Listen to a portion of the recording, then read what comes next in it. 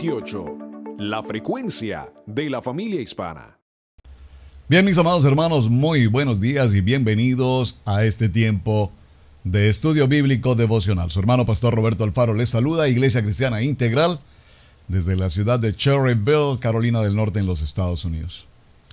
Bien, hablando de este parachá de la semana, he estado estudiando, revisando cada tema. Es un parachá extremadamente importante, muy extenso por demás, pero recuerden que el propósito de aprender la palabra, amar la palabra y vivir la palabra en cada uno de estos estudios no es simplemente leer el texto y pasarlo simplemente, sino que evidentemente necesitamos ir al fondo de la palabra, por lo menos a comprender un poco mejor lo que escrito está en este texto. Así es que vamos a estar hoy en el libro de Bamidbar, libro de Números, en el capítulo 20. La importancia del capítulo 20, he estado haciendo un salto aquí, otro salto allá. No estoy dando pues propiamente la continuidad que trae este tema de semana, porque he querido profundizar en particular en ciertos detalles. Vamos al capítulo 20 y vamos a enfocarnos también en el tema de el agua de la roca, según el título que aparece en el capítulo 20 en nuestras Biblias. Porque en este parachá se suscitan cosas tan importantes como cuáles, precisamente la que vamos a mencionar a continuación. La muerte de Miriam, la hermana de Aarón. Observen que el texto bíblico siempre que habla de Miriam, o regularmente nos habla de Miriam, la hermana de Aarón, y en algunas ocasiones nos dice la hermana de Aarón y de Moisés, pero particularmente no nos dice la hermana de Moisés. Siempre se hace referencia a Miriam como la hermana de Aarón. Esto tiene que ver básicamente con la edad, el tiempo de nacimiento de cada uno de ellos. Muy bien. Dice la palabra en el capítulo 20. Llegaron los hijos de Israel, toda la congregación, estamos hablando de ¿quién? Las 12 tribus de Israel, al desierto de Sin. Muy importante esta expresión del desierto de Sin, ya lo habíamos escuchado anteriormente. Si usted quiere, por favor, hacer una investigación ya a título un poco más personal y quiere ir a los desiertos, sobre el tema de los desiertos, voy a aprovechar este momento para comentarles lo siguiente. Los 7 desiertos que nos aparecen en los textos bíblicos son los siguientes. Papel y lápiz, tome nota porque solamente los voy a mencionar. El desierto de Chur, que significa fortaleza, libro de Éxodo, Shemot, capítulo 15, verso 22. Este desierto tiene que ver en la lucha que hay en nuestra mente, con nuestro pensamiento. Ese es un desierto que con mucha frecuencia y con mucha regularidad caminamos. El desierto de Sin, aquí vemos nuevamente en el texto de Éxodo 16:1 y ahora en el capítulo 20 de Bamidbar nos habla del desierto de Sin, significa carencia. Este desierto nos muestra cómo las luchas y los problemas que se presentan permanentemente con respecto a la economía y particularmente en las finanzas. El desierto de Sinaí, camino de espinas, significa Éxodo capítulo 19 verso 1, y este es un desierto en la que luchamos contra muchos pequeños problemas a la vez. Luego viene el desierto de Param, que significa cavernas, Números 12:16. En este desierto, las luchas contra la depresión, la soledad y la tristeza. Ahora, tenemos el desierto de Sin nuevamente, pero con Z. El desierto anterior que mencioné en Éxodo 16:1, con S, ahora vemos el desierto de Sin con Z, Sin, que significa plano, y es el que vemos particularmente aquí en este texto del libro de Números en el capítulo 20, verso 1. Y en este desierto las luchas contra estas cosas que pareciera que nunca cambiaran. Pareciera ser que las cosas siempre se mantienen igual, pero que no estamos atentos a los cambios que se producen. Luego tenemos el desierto de Jebarín, que significa ruina, libro de Números, capítulo 21, lo vamos a ver un poco más adelante, verso 11. Y en este desierto tenemos las luchas permanentes precisamente contra la ruina y el temor a perder todo lo que hemos alcanzado, lo que hemos construido. Ahora tenemos el desierto de Anón, río caudaloso, libro de Números, capítulo 21, verso 3, lo mencionaremos un poco más adelante. Y en este desierto aparecen las luchas contra las circunstancias y personas que quieren quitarnos todo lo que poseemos. Estos desiertos que entonces los quise mencionar porque precisamente el capítulo 20 nos da comienzo diciendo que vienen al desierto de Sin en el mes primero. Y acampó el pueblo en Cades. Por favor, subraye, aquí tengo mi lapicero, por favor, subraye el pueblo en Cades. Y acamparon en el pueblo en Cades. ¿Por qué pido que lo subrayen? Porque la información que tenemos aquí es muy importante. Dice después de la punto y coma, y allí murió Miriam. Y allí murió Miriam. La verdad, quisiera hacer o dedicar un espacio básicamente a la biografía de Miriam. Recordemos que Miriam aparece en escena cuando el nacimiento de Moisés. Es muy importante tener presente que en el nacimiento de Moisés, ¿de parte de quién? Los padres de Moisés y de Miriam y de Aarón, Amram y Jocabed. Recuerden esto, muy importante. Nace Moisés y en la historia usted recordará que se había dado orden del rey de matar a todos los niños. Por lo tanto, viene la escena muy típica que conocemos cuando el niño fue colocado después de varios meses de nacido, 3 meses, fue colocado en una canastilla a la orilla del río Nilo, llevado por el borde de la orilla entre los juncos.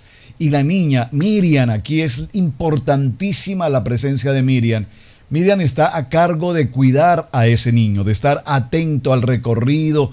Pareciera ser que Miriam tenía toda la información. Estamos hablando de Miriam aquí, una joven, prácticamente una joven entre adolescente y un poquito mayor.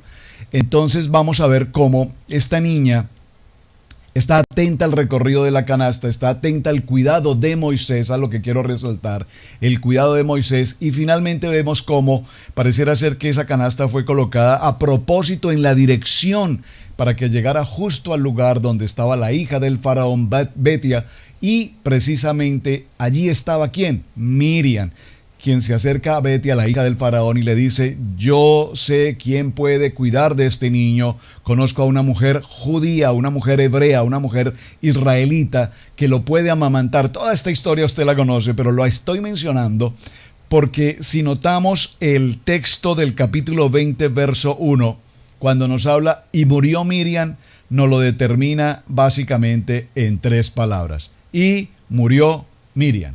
Y allí fue sepultada. ¿Dónde? En Cades. Pero sí, repito, quisiera tal vez, y sería interesante, por favor, ¿qué tal si mejor lo dejamos como tarea? Que usted se tome un tiempo y vaya con su Biblia, verifique capítulo por capítulo en Torá, en Pentateuco, verifique en todos los parachá que hemos mencionado la importancia de Miriam. Vemos varios textos, Éxodo capítulo 2, verso 3, cuando el río Nilo, Éxodo capítulo 15, verso 1, cuando inicia algo muy importante. Recordemos que cuando ellos pasan, después de pasar ese tiempo de aguas, viene el momento en que Miriam, ¿qué hace? Que es una experiencia maravillosa. Ella toma el pandero y danza y canta el cántico de Moisés. Entonces ahora vemos en Miriam una mujer que tiene una labor o una función extremadamente importante porque ella adora, danza, toca el pandero, está cantando, tiene un mover, si puedo usar la palabra, de mucha alegría. Luego en el libro de Números, en el capítulo 12, nos encontramos con otra faceta de Miriam, la acabamos de mencionar recientemente, muy interesante, y es que precisamente Miriam en algún momento de su vida, por alguna razón o circunstancia, ella ¿qué hace? Murmura contra su hermano Moisés y también a su vez induce a Aarón a que se preste para esta situación. Todos recordamos que ella sufrió un castigo de parte de Dios, que fue precisamente la lepra, y esto es muy importante que lo mencionemos. Luego, en el libro de Deuteronomio, en el capítulo 24, quiero que leamos puntualmente este texto, lo voy a leer, hermanos. Tome nota, por favor. Libro de Deuteronomio, en el capítulo 24, y en el verso 8 se sucede algo muy interesante. Dice: en cuanto a la plaga de la lepra, ten cuidado de observar diligentemente y hacer según todo lo que os enseñaren los sacerdotes levitas. Según yo les he mandado, así cuidaréis de hacer. Acuérdate lo que hizo Jehová tu Dios a Miriam en el camino después que saliste de Egipto. Aquí Moisés les está recordando a las mujeres particularmente que tengan mucho cuidado con el hablar. Recuerden que hemos hablado sobre ese tema todos los mensajes. Parece que no hay un solo mensaje en que no toque este aspecto. Leshon hara, el hablar, el murmurar. Miriam murmuró contra Moisés y su castigo, ¿cuál fue? Dios la castigó precisamente con lepra. Ayer veíamos el tema de la serpiente y vimos cómo todos los que murmuraron, tanto hombres como mujeres, por favor, todos los que murmuraron, dijimos que la serpiente, ¿qué hacía? Soltaba ¿qué? Veneno. Al murmurar estamos soltando veneno, estamos causando una acción de matar. Yo nunca he matado a alguien con un arma, es lo que escuchamos, pero matamos tal vez más cuando hablamos mal. Todas estas circunstancias las quise mencionar porque, repito, es muy interesante lo que podemos encontrar a través de la vida apasionante de esta mujer llamada Miriam, la profetisa, Miriam, la cantora, Miriam, una mujer con una historia extraordinaria que no podemos pasar por alto. Y encontré un texto que quiero mencionarlo porque me pareció interesante la forma como nos hacen una reflexión respecto de la vida de Miriam. Dice a las mujeres, imitemos las virtudes de Miriam, aprendamos de sus errores. Miriam es una mujer que se deleita en la presencia del Padre, adora, canta, danza, disfruta de la vida y vive al máximo cada momento. Una mujer de una habilidad extraordinaria, virtuosa, una mujer de sabiduría, una mujer de profecía, una mujer que tenía mucho trabajo que hacer con las mujeres israelitas. Pareciera ser que la tarea que Moisés delegó definitivamente a su hermana Miriam fue precisamente ocuparse de todas las mujeres de Israel, de formarlas, de establecerlas, de orientarlas, de capacitarlas, si puedo utilizar esa expresión. Y por lo tanto el mensaje dice, busquemos la manera de cómo trabajar al nivel de Miriam, sabiendo que aunque cometió errores y aunque pasó por muchas circunstancias, siempre ella buscaba la sabiduría de Dios, abrazaba la prudencia y conllevaba una vida siempre consagrada al Padre. Me pareció muy bonita este texto que encontré y lo quise compartir. Entonces cierra el texto con el libro de Proverbios en el capítulo 4, verso 7. Y repito, esto lo he hecho en el sentido de que me parece tan interesante como aquí simplemente dice, y murió Miriam y fue sepultada. Pasa como muy desapercibido el texto para una vida tan importante, para resaltar la labor de esta mujer, una mujer extraordinaria, una profetisa, dice la palabra, una mujer que profetizaba, una mujer cantora. Y el libro de Proverbios en el capítulo 4, verso 7 dice de la siguiente manera, sabiduría ante todo, adquiere sabiduría, y sobre todas tus posesiones adquiere inteligencia.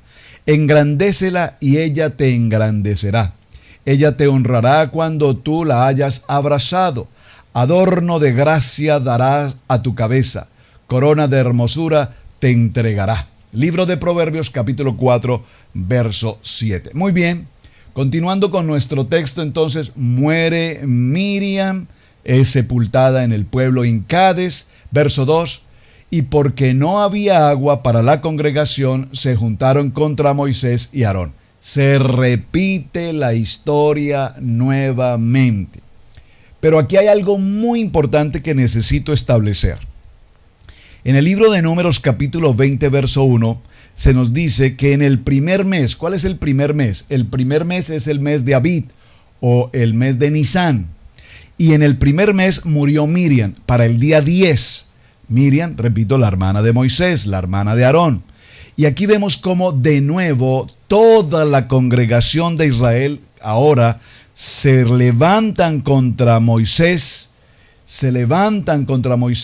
y reclaman, y contra Moisés y contra Aarón, muy interesante, contra Moisés y contra Aarón, porque aún Aarón aquí está con vida, pero muy pocos días, apenas unos 2 o unos versos más y encontraremos que ahora también viene la muerte de Aarón. Ahora, ¿por qué quiero mencionar la importancia del mes de Nisán y el día 10? Porque si tú recuerdas en el capítulo 12, y no me voy a detener allí, solo lo voy a mencionar, en el capítulo 12 del libro de Éxodo, vemos cómo allí también se nos menciona el mes de Nisán y el día 10. Voy a tomar el texto en el verso 2 del capítulo 12. Este mes, el mes de Nisán, o será principio de los meses, para vosotros será el primero de los meses del año. Habla a toda la congregación de Israel diciendo, en el día 10, observen, en el día 10 del mes de Nisán, en este mes tómese cada uno un cordero, según las familias de los padres, un cordero por familia. Hasta allí viene el tiempo de la celebración de Nisán. Se toma el cordero para el día 10, 4 días después el cordero es sacrificado, viene el tiempo de Pesá, viene el tiempo de la salida del pueblo de Israel. ¿De dónde? De la esclavitud de Egipto, de casa de servidumbre. ¿Por qué es tan importante esta información?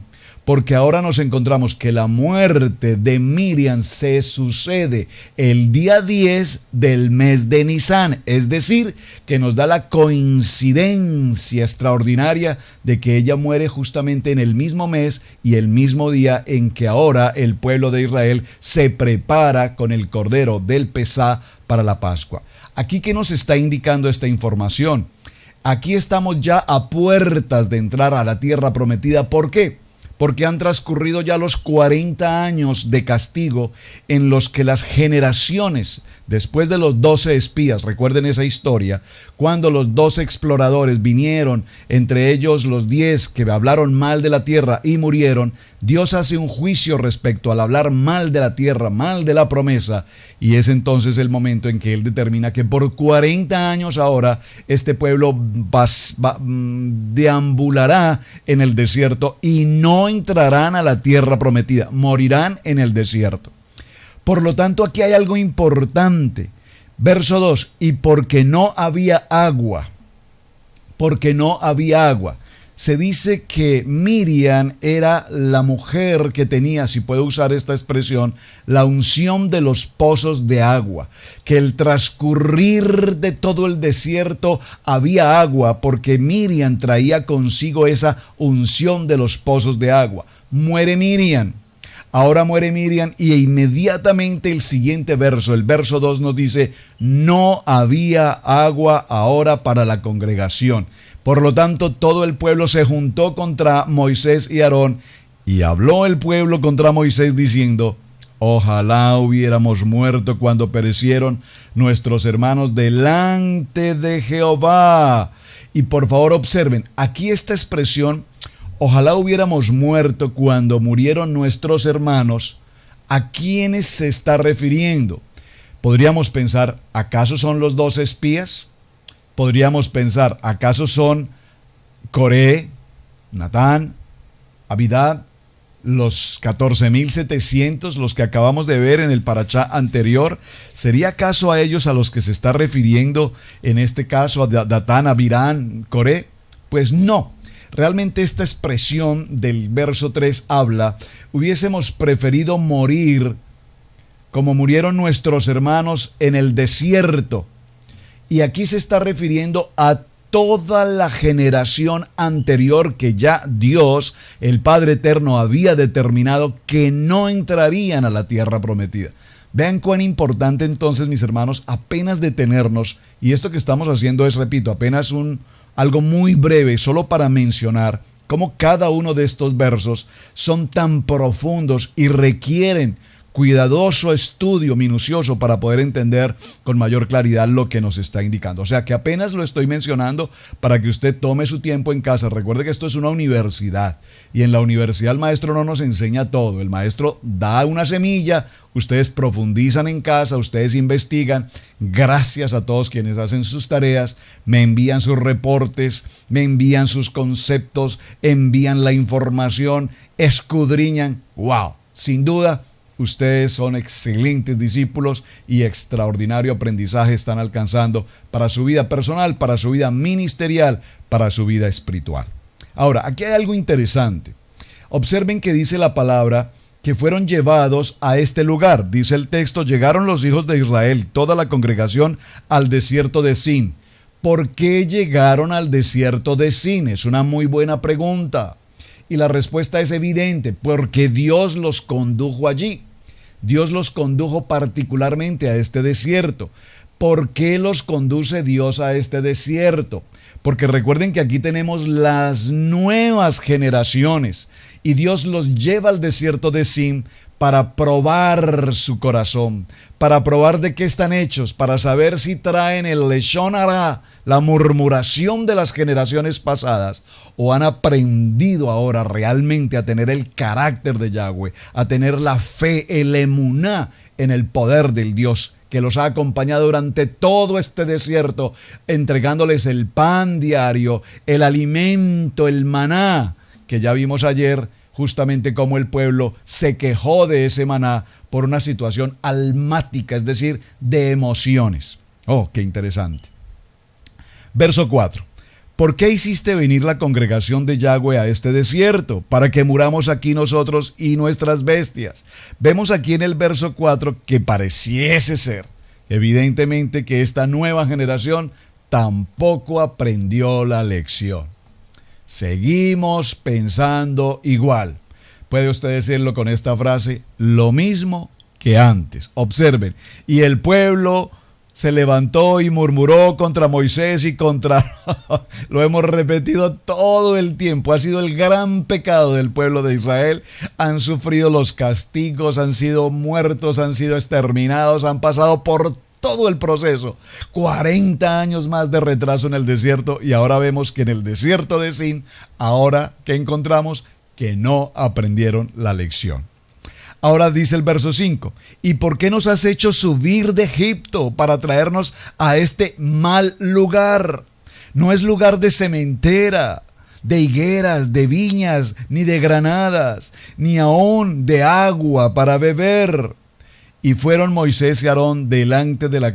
Y se fueron Moisés delante de la congregación. Verso 6, subraye la expresión, y se fueron Moisés y Aarón. Moisés y Aarón escuchan a esta nueva generación. ¿Y qué les escuchan? Lo mismo que antes.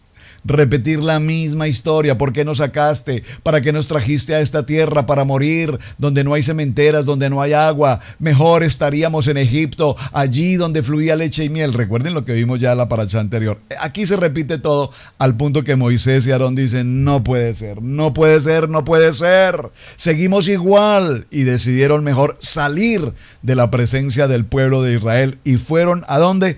A la puerta del tabernáculo de reunión. ¿Y qué hicieron allí? Se postraron sus rostros. Y observen, postraron sus rostros y la gloria de Yahweh apareció sobre ellos. Aquí es importante resaltar algo. La presencia chequiná del Dios Padre Todopoderoso Hashem está en el tabernáculo. Pero aquí vemos que nos indica algo muy interesante.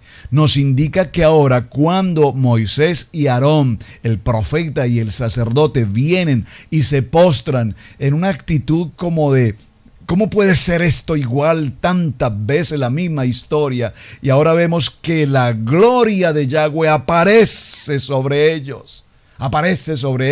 Normalmente cuando ellos iban a la presencia del Padre.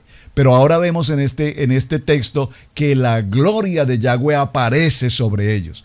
Y habló Yahweh a Moisés diciendo, por favor tome nota, porque es muy importante que tome nota. Vamos a tomar nota de lo que estamos escudriñando en el capítulo 20, verso 8. Capítulo 20, verso 8, si usted observa en mi texto, estoy tratando de subrayar y hacer nota, para que usted por favor estudie conmigo lo que estamos escudriñando. Atención, tome nota. Verso 8.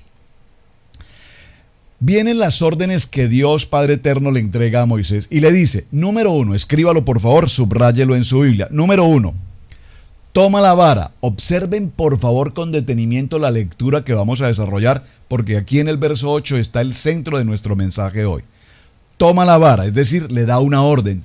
Toma la vara, número 1. Y reúnete con la congregación, tú y Aarón. 2. Aarón tu hermano. 3. Habla a la peña. Observen, 3. Habla a la peña. A la vista de ellos, habla a la peña a la vista de ellos, y ella dará su agua y le sacarás agua de la peña. Y número 4, darás de beber a la congregación y a sus bestias. Lo escribieron, Le colocaron un separador a cada una de las frases que hemos tomado para que definamos cuáles fueron los 4 aspectos, las 4 órdenes que Dios le entrega a Moisés. Recuerden que estamos en este parachá de ordenamiento, de órdenes, jucat, órdenes, decretos. Número 1, toma la vara. Número 2, reúne la congregación, tú y Aarón, tu hermano. Y habla, número 3, y habla a la peña a vista de ellos, y ella dará su agua, y les sacarás aguas, plural, aguas de la peña. Y número 4, darás de beber a la congregación y a sus ganados. Verso 9. Vimos en el verso 8 el ordenamiento, los 4 pasos que Moisés y Aarón van a realizar. Ahora vamos al verso 9. Entonces Moisés tomó la vara de delante de Yahweh como él le mandó. Hasta ahí vamos bien, hasta ahí vamos muy bien. Moisés, como siempre, Moisés obedeciendo absolutamente todo cuanto el Padre Eterno le indica. Si algo resaltamos de la vida de Moisés, en su humildad, en su entrega, en la sujeción absoluta al Padre, lo estamos viendo hasta sus últimos días. Vemos, número 1, toma la vara. Verso 9 que dice, entonces Moisés tomó la vara de delante de Yahweh como él le mandó. Es decir, ¿por qué debía tomar la vara Moisés? ¿Qué representa la vara? Hemos visto en la historia de la vara varios conceptos como que la vara sirve para apoyarse, como que la vara sirve para defenderse, como que la vara sirve para golpear, pero ante todo la vara era el instrumento que indicaba que la autoridad, que indicaba el liderazgo. Ahora Dios le dice, toma tu vara, porque tú eres el líder, Moisés. Yo te he designado y la autoridad está sobre ti. Por lo tanto, toma tu vara. ¿Qué hace Moisés? Tomó la vara delante de Yahweh como él le había ordenado. Verso 10. Y reunieron Moisés y Aarón a la congregación delante de la peña. Hasta ahí vamos bien, hasta ahí vamos bien. Número 2, reunieron Moisés y Aarón a la congregación delante de la peña. Y les dijo, por favor observen aquí este punto. Es interesante si nosotros comprendemos con detalle lo que estamos leyendo, evaluar el concepto de la gramática nuestra. Observen que en el verso 9 nos dice, tomó la vara como Dios le dijo. En el verso 10, se reunieron Moisés y Aarón a la congregación delante de la peña. Como Dios le dijo, no aparece.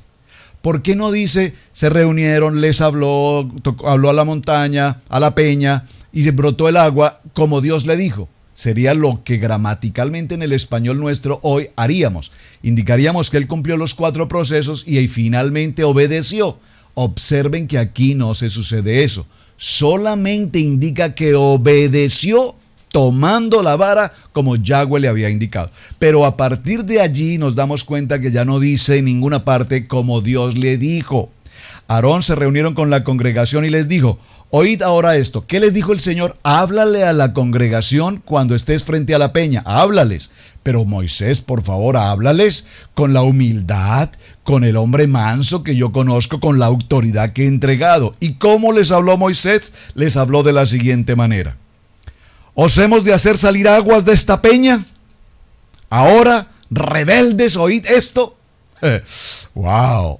Aquí notamos a un Moisés absolutamente iracundo, absolutamente enojado. Y aquí vemos que la palabra es rebeldes. Pero es la primera vez que Moisés habla al pueblo de Israel y no les habla con el amor de la palabra, sino que los trata como rebeldes. Y aquí la palabra rebeldes es delicada porque vimos cuando Coré entró en rebeldía como Dios inmediatamente abrió la tierra y los devoró. O sea que aquí la expresión de Moisés al hablar de rebeldes a toda la congregación de Israel es una expresión extremadamente grave. Y no fue lo que el Padre le dijo. Le dijo, háblales en el amor.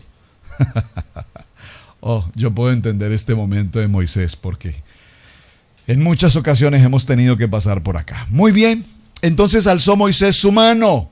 Observen, ahora en el punto 3, háblale a la peña, háblale a la roca, no es como el Padre lo indicó. ¿Qué hace Moisés? Entonces alzó Moisés su mano y golpeó la peña con su vara, no una, sino 2 veces. Observen, una cosa era que le hablara a la peña, que brotara el agua, que la golpeara. Pero una cosa es que alce la mano. Observen, si usted alza su mano para castigar a un hijo, ¿están comprendiendo mi ejemplo? Cuando yo alzo mi mano para golpear, cuando yo alzo mi mano para golpear algo, es porque mi actitud es una actitud ofensiva, es una actitud agresiva, es una actitud de violencia. Y esto es lo que nos está reflejando particularmente este texto. Y alzó Moisés su mano y golpeó la peña con su vara, no una, 2 veces, y salieron muchas aguas. Por favor, observen, muchas aguas. Este plural es muy importante. Y bebió la congregación y sus bestias. Observen y revisemos el verso 9 nuevamente. Y sacarás las aguas de la peña y darás de beber. Darás de beber a la congregación y a sus ganados. Tú, Moisés, darás de beber a la congregación y a sus ganados. Esa era la orden que Dios había dado. ¿Qué hizo el pueblo? Dice la palabra, golpeó la peña 2 veces, alzó su mano y salieron muchas aguas. ¿Y qué hizo la gente? Bebieron la congregación y sus ganados. Bebieron la congregación. No Moisés les dio agua de beber, sino que la congregación se lanzó, apabulló este momento, entraron todos con sus ganados y todos empezaron a beber agua. ¿Qué nos muestra esta historia? Absolutamente un acto de rebeldía, un acto totalmente contrario, y vemos que los mandamientos, las ordenanzas que Dios había entregado a Moshe, por primera vez en todo el caminar de la vida de Moisés, vemos una desobediencia de Moisés al Padre Eterno. Y Yahweh dijo a Moisés y a Aarón, por cuanto no creíste en mí, por favor subraye, por cuanto no creíste en mí para santificarme delante de los hijos de Israel, por tanto no meteréis esta congregación a la tierra que les he dado. Estas son las aguas de la rencilla, las aguas de Meriba, recuerden, por las cuales contendieron los hijos de Israel con Yahweh, y él se santificó en ellos. Vamos a dejarlo hasta aquí, mis amados hermanos, el tiempo se nos ha terminado. Por favor, termine de leer este texto, léalo nuevamente. Por favor, profundice las aguas de Meriba, las aguas de la rencilla, pero lleguemos a una conclusión final muy importante. La primera vez que Moisés y Aarón, porque recuerden que Moisés y Aarón debían cumplir un ordenamiento que Dios les había entregado. La primera vez en toda la historia de Moisés que primera vez desobedece un mandato que el Padre le había dado. Inmediatamente Dios hace justicia ante Moisés. ¿Y por qué tan severa esta justicia con Moisés? Porque el gran hombre, el gran profeta de Dios, es un hombre que sin lugar a dudas ha cumplido al 100% con el propósito del Padre, pero un día cometió un error. ¿Qué tiene que decirnos esta palabra? Tiene que decirnos que asimismo la palabra, que es santa, la palabra es santa. Cuando cometemos un error, el Señor hace justicia. Mis amados hermanos, no pierda el siguiente texto, continúe la lectura, porque ahora nos vamos a encontrar frente a lo que es la muerte de Aarón, y vamos a saber qué va a suceder también ahora con el cierre de la vida de Moshe. Pero este capítulo es muy importante, repito, quise hacerlo en el intervalo porque necesitamos tener estos conceptos claros. Muere Miriam, muere ahora el sacerdote Aarón. En este capítulo hay algo interesante. ¿Por qué también el enojo? No lo mencioné, no quiero cerrar sin mencionarlo. Si nosotros revisamos un poco el enojo de Aarón y el enojo de Moisés, trae consigo una consecuencia. Miriam acaba de morir. Es decir, que ellos estaban pasando por un momento muy difícil ante la muerte de su hermana. Y ahora viene todo el pueblo de Israel. Nuevamente se repite la historia, nuevamente se quejan, nuevamente se rebelan. Es decir, que llegó un momento en el que Moisés estaba también saturado de toda esta situación. Bien, mis hermanos, su hermano Pastor Roberto Alfaro les saluda. Muchísimas gracias por acompañarnos, gracias por compartir el mensaje y gracias también por los mensajes que me envían a diario respecto de cada uno de estos estudios bíblicos devocional. Hasta el día de mañana. Shalom. Bendiciones.